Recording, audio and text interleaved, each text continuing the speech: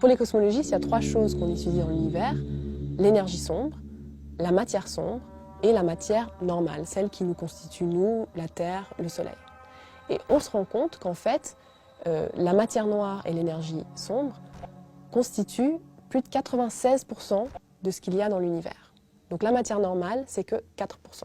Le reste, c'est 21% de matière noire, donc une forme de matière exotique, et 75% d'énergie sombre.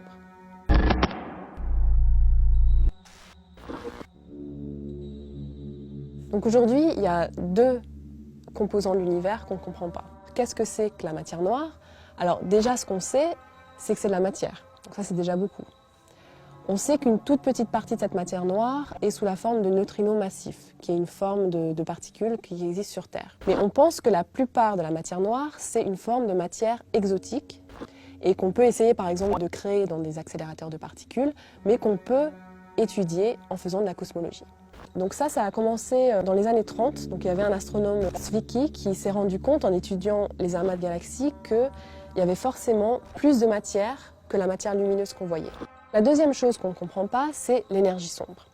En 98, donc il y a plusieurs équipes en parallèle qui ont fait une découverte vraiment formidable sur l'accélération de l'univers. Donc Hubble avait montré dans les années 20 que l'univers était en expansion. Et on faisait des études avec les supernovas pour essayer de déterminer si l'univers était en expansion mais qui allait ensuite contracter ou allait rester tout le temps en expansion. Et là, ils ont fait une découverte qui n'était pas du tout attendue, que l'univers était non seulement en expansion, mais en accélération. La seule façon d'expliquer cette accélération, c'était d'introduire une nouvelle forme d'énergie qu'on appelle énergie noire ou énergie sombre. Alors pour être tout à fait honnête, ce mot énergie noire veut dire qu'on ne sait pas du tout ce que c'est. On ne sait pas si c'est une nouvelle forme d'énergie, on ne sait pas si c'est une caractéristique intrinsèque de l'espace-temps. Et pour vraiment comprendre quelles sont les différentes options, il faut revenir aux équations d'Einstein. Alors l'équation d'Einstein explique comment on relie ce qui est contenu dans l'univers avec la forme ou la géométrie de l'univers. Donc d'un côté, on a tous les composants, la matière noire, l'énergie sombre, etc.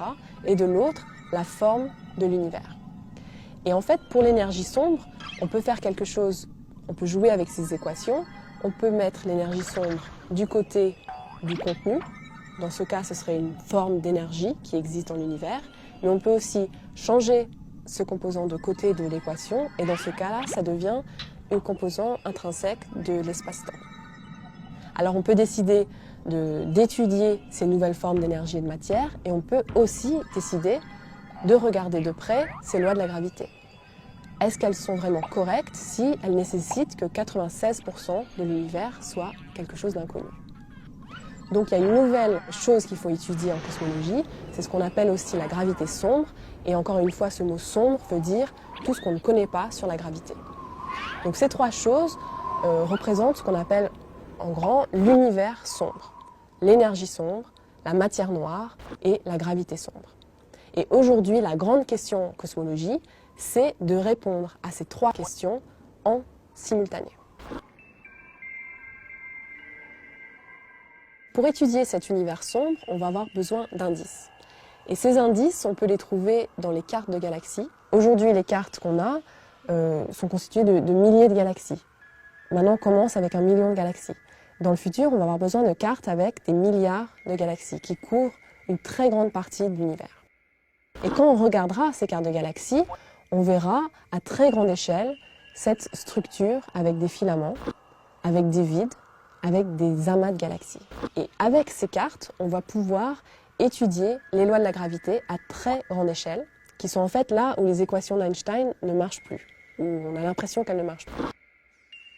Aujourd'hui, la seule façon qu'on a de voir cette structure à grande échelle à très très grande distance, c'est avec des simulations numériques qu'on fait par ordinateur. Quand on étudie ces cartes, on peut regarder la taille des vides, la taille des filaments, la taille des amas. Et toutes ces caractéristiques des cartes vont être intimement liées avec la quantité de matière noire, la quantité d'énergie sombre, mais aussi avec la nature de l'énergie sombre et la nature de la matière noire. Donc en étudiant ces cartes, on va pouvoir affiner tout d'abord ces chiffres de 75% d'énergie sombre, parce que ce sont des chiffres grossiers encore. On va pouvoir les affiner et en plus on va pouvoir étudier quelle est la nature sous-jacente de cette énergie sombre. Alors pour étudier ces cartes de galaxies, on veut pouvoir analyser de façon mathématique la taille de ces vides, la taille de ces filaments et la taille de ces amas. Et donc pour faire ça, on peut utiliser une approche mathématique qui est assez simple en fait, et pour la comprendre, on peut comparer avec un océan. Donc dans l'océan, on a des grandes vagues très lentes, donc la houle, et aussi on a dessus des toutes petites vagues. Et on peut séparer ces deux types de vagues et les analyser de façon séparée. Avec les cartes de galaxies, on peut faire exactement la même chose.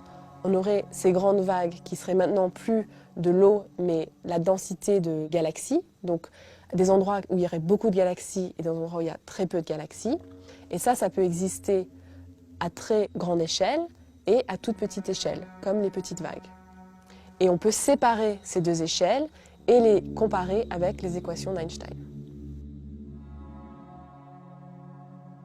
On va aussi utiliser une autre méthode qui est relativement nouvelle, qui est d'étudier le cisaillement gravitationnel ou les lentilles gravitationnelles. Les lentilles gravitationnelles, c'est un effet qui est prédit par la relativité générale. Pour le comprendre, on peut revenir à cette équation qui dit que ce qui est contenu dans l'univers affecte la géométrie de l'univers. Donc en fait, quand il y a de la matière, un amas de galaxies, de la matière noire, les rayons lumineux qui sont obligés de suivre la courbure de l'espace-temps vont être déformés par la présence de matière. Et ça veut dire que quand on observe une galaxie qui est très très loin, l'image qu'on voit de la Terre n'est pas forcément l'image qui est envoyée de la galaxie très loin. Cette image est déformée et cette déformation, quand on la mesure, est directement reliée à la matière noire et à l'énergie sombre. Et les équations qu'on utilise aussi sont les équations de la relativité générale d'Einstein, donc on peut aussi essayer de détecter des modifications de cette relativité générale, de cette gravité. Un très bel exemple de cet effet, c'est ce qu'on appelle le bullet cluster. Donc le bullet cluster, c'est deux amas de galaxies qui rentrent en collision. Imaginons ces amas avant qu'ils soient en collision, on a du gaz et au dehors, une enveloppe de matière noire. Quand ces deux amas rentrent en collision, le gaz reste au centre et continue à faire la collision, alors que la matière noire, par construction, n'interagit pas avec elle-même. Donc on a deux boules de matière noire qui passent les unes à travers des autres. Avec les rayons X, on peut essayer de voir où se trouve le gaz, et on se rend compte qu'il se trouve au centre. Et avec les lentilles gravitationnelles en arrière-plan, on peut trouver où se trouve la matière noire. Et on se rend compte qu'elle ne se trouve pas au même endroit, à deux endroits à l'extérieur de cette collision de galaxies. Et ça, c'est une preuve de l'existence de la matière noire. Les premières études de lentilles gravitationnelles sont faites à partir du sol. Et en fait, on a une difficulté très importante, c'est les distorsions atmosphériques. Donc l'atmosphère a une température et va naturellement déformer les galaxies qu'on voit. Donc pour pouvoir étudier la déformation qui est due à la relativité générale, on va devoir sortir de l'atmosphère terrestre. Et ça, on ne peut que le faire en mettant des télescopes sur des satellites. Le projet Euclid est un projet sur lequel on travaille depuis presque 10 ans avec une équipe européenne. Donc il y a plus de 13 pays qui sont impliqués pour essayer de lancer ce télescope sur un satellite pour enfin répondre aux questions de l'univers sombre. Avec Euclid, on va pouvoir créer une carte de galaxies avec plus de 3 milliards de galaxies qui sera en fait la carte la plus grande qui a jamais été créée de galaxies. Construire des cartes de galaxies avec 3 milliards de galaxies et du cisaillement gravitationnel sur tout le ciel, c'est vraiment un joli rêve. Mais concrètement, il faut d'abord qu'on convainque l'Agence spatiale européenne de financer notre projet. Donc aujourd'hui, on est une équipe de 500 personnes qui préparons le projet Euclid dans le but d'être sélectionnés pour ensuite être lancés à l'horizon 2018.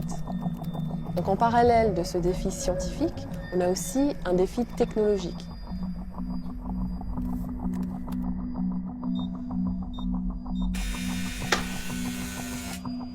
Dans Euclid, la problématique scientifique nécessite des images d'extrêmement grande dimension avec énormément de pixels. Pour pouvoir finalement avoir des images qui soit de très très bonne résolution spatiale, et un plan focal constitué de 36 détecteurs, justement pour agrandir encore plus ce champ d'observation qui va être nécessaire aux scientifiques pour pouvoir observer les millions de galaxies qu'ils veulent observer pour pouvoir mesurer les déformations par lentille gravitationnelle.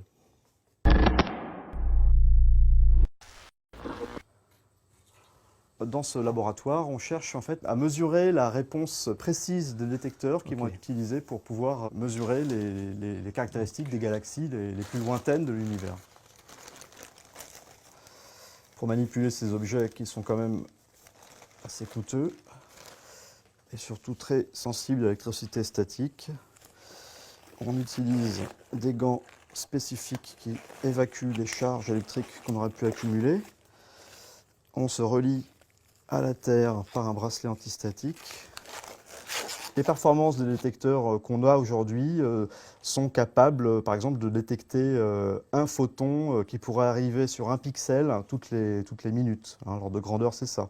Donc ça veut dire qu'on utilise des détecteurs qui sont extrêmement sensibles.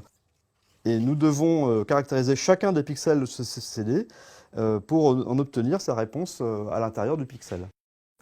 Voilà, on suppose que chaque pixel répond à la lumière de façon uniforme. C'est-à-dire que si je prends ce pixel-là et qu'il est éclairé par un flux lumineux, il va répondre et on imagine que sa réponse ne va pas baver sur les pixels voisins et qu'elle va être parfaitement plate à l'intérieur du pixel. Si je dessine ça de façon sur une coupe transversale, on va voir quelque chose qui va ressembler à ça. Voilà. Quand la lumière arrive sur le pixel, ici la réponse est uniforme. À côté, dans le pixel à côté, il n'y a pas de réponse. Dans la réalité, les pixels en fait, ne se comportent pas de cette manière-là. D'abord, ils bavent sur leurs voisins, donc ils ont une sorte de queue qui s'étale comme ça. Et à l'intérieur du pixel, selon la topologie, la façon dont est réalisé le détecteur, ils peuvent avoir une réponse qui n'est pas plate. Ça, c'est très ennuyeux parce que dans le cas d'Euclide, ça va introduire des déformations sur la photométrie, c'est-à-dire sur la mesure de la forme de la galaxie et de l'ellipticité qu'on cherche à mesurer. La plupart du temps, on utilise une technique qui est ce qu'on appelle le spot scan, c'est-à-dire qu'on va utiliser un faisceau lumineux extrêmement fin qu'on va venir balayer ici, qu'on va venir focaliser sur le détecteur, et puis on va balayer comme ça le pixel et ses pixels voisins. Mais dans le cadre d'Euclide, c'est quand même une technique qui n'est pas forcément adaptée à ce qu'on a besoin de faire, puisque le détecteur d'Euclide sont des détecteurs qui font 4000 pixels par 4000 pixels, donc ils font 16 millions de pixels chacun. Et dans le plan focal qui sera réalisé sur le télescope, enfin qui sera au plan focal du télescope, il y aura 36 CCD, donc 36 fois 16 millions de pixels. Et on peut imaginer assez facilement que caractériser 36 fois 16 millions de pixels par cette technique de spot scan où on va venir un par un balayer le pixel, ça va prendre un temps infini qui n'est absolument pas compatible avec la mission telle qu'elle est envisagée aujourd'hui. Donc nous, on est en train de proposer et de mettre au point un banc de test particulier dans lequel on va utiliser une technique un petit peu différente. On va projeter à la surface de ce détecteur un motif d'interférogramme, des tas de petits points. Ensuite, une fois qu'on aura acquis ces images-là, on pourra, par un traitement du signal adapté, remonter à la réponse intrapixel de chacun des pixels, tel que je vous l'ai montré tout à l'heure. Il n'y a pas de mission dédiée aux lentilles gravitationnelles aujourd'hui dans l'espace. Il y a eu quelques essais avec le Hubble Space Telescope où on a montré la faisabilité en fait, de ces techniques-là de lentilles gravitationnelles. Et le challenge pour Euclide, c'est de pouvoir cartographier la matière noire, hein, c'est-à-dire non pas uniquement montrer qu'elle existe, mais la cartographier, et la cartographier jusqu'à peu près la moitié de l'âge de l'univers connu aujourd'hui. Percer les mystères de l'énergie sombre, de la matière noire et de la gravité modifiée, c'est pas du tout un détail. On pourrait penser qu'on a une très bonne compréhension globale de l'univers et qu'on a juste besoin d'affiner notre compréhension. Mais en fait, on se trouve vraiment dans un âge d'or de la cosmologie et quoi qu'on trouve avec Euclide, ça va être une révolution scientifique. Soit on comprend enfin la nature de l'énergie sombre, et là on a découvert une toute nouvelle forme d'énergie complètement exotique, soit on découvre que l'équation d'Einstein est fausse, et alors là il faut réinventer les lois de la gravité.